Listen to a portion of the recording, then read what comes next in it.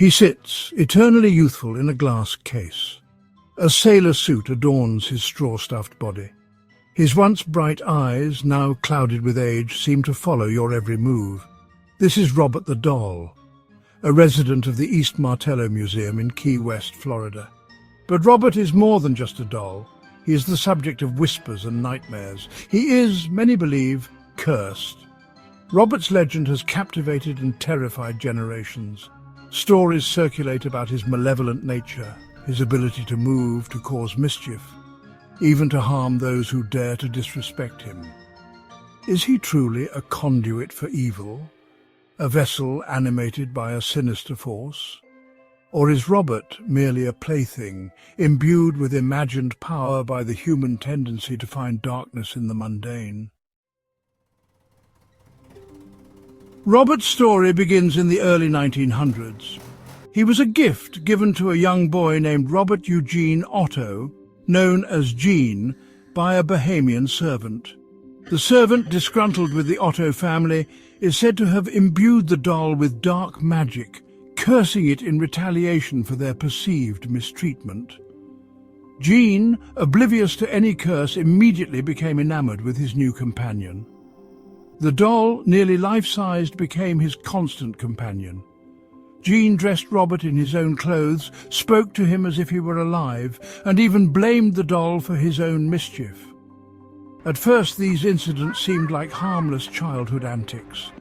But as the occurrences escalated, a sense of unease settled upon the Otto household. Whispers of the doll's sinister nature began to circulate amongst the terrified neighbours. Gene's parents reported hearing disembodied whispers coming from his room at night. They would find furniture overturned, objects mysteriously broken. Gene, when questioned, would always offer the same chilling response. Robert did it. Neighbours claimed to have seen Robert moving in the windows of the Otto home when no one was supposed to be there. Some even said they saw his expression change, his painted smile twisting into a malevolent sneer. Fear took root in the community. Parents forbade their children from going near the Otto house. The once ordinary doll, a symbol of childhood innocence, had become a harbinger of fear and dread. Robert's reign of terror had begun. Gene Otto grew older, eventually moving out of his childhood home, taking Robert with him. He became an artist, and Robert remained his constant companion, a fixture in his studio. After Gene's death in 1974, the doll was relegated to the attic of the new owner's home. But Robert, it seemed, refused to be forgotten. The family reported the same eerie occurrences that had plagued the Otto family. Toys moved on their own. Giggles echoed in the night. The family's young daughter, terrified, claimed that Robert would move around her room, his beady eyes watching her every move. Unable to bear the unsettling events any longer, the family decided to relinquish the doll, donating it to the East Martello Museum in 1994. Robert, it seemed, had found his final resting place.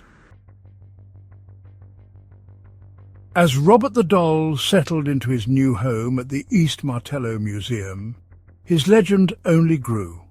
Paranormal investigators and enthusiasts became increasingly intrigued by the stories surrounding him. Over the years, several teams have visited the museum, armed with cameras, EMF meters and other ghost hunting equipment, hoping to capture evidence of Robert's malevolent energy. Some investigators reported feeling an overwhelming sense of dread upon entering the room where Robert resides. Others claimed their equipment malfunctioned in his presence, batteries inexplicably draining and cameras refusing to focus. One particularly chilling account came from a seasoned investigator who swore he heard a faint childlike giggle emanating from the doll's case. The museum staff also shared their own unsettling experiences. They spoke of doors slamming shut on their own, lights flickering without cause, and the eerie sensation of being watched.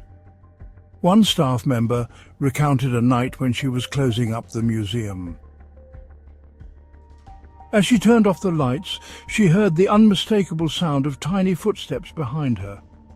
When she turned around, there was nothing there, except Robert, staring back at her from his glass case. Despite these eerie occurrences, Robert remains a popular attraction. Visitors continue to come, some out of curiosity, others seeking a thrill, and while many leave the museum unscathed, others aren't so lucky. The museum frequently receives letters from people who believe they've been cursed by Robert, begging for his forgiveness and hoping to lift the supposed hex. Whether these tales are the result of overactive imaginations or genuine supernatural phenomena, one thing is clear: Robert the Doll has cemented his place in the annals of paranormal lore.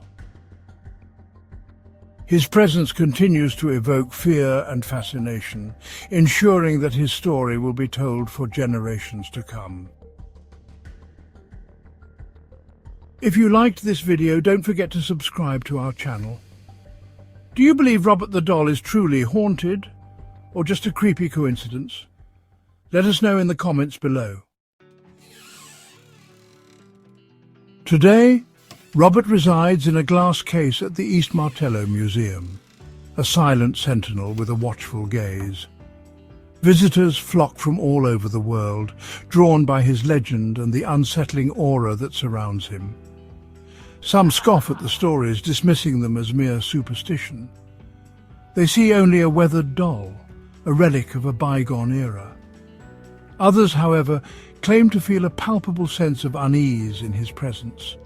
They whisper their apologies to the doll before taking his picture, afraid to show him disrespect.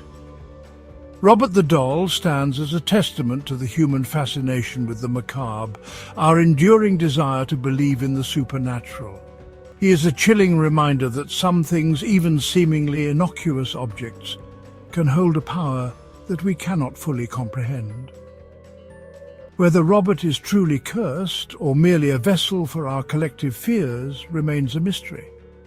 But one thing is certain: his legend continues to captivate and terrify, ensuring that his reign of terror, however real or imagined, is far from over.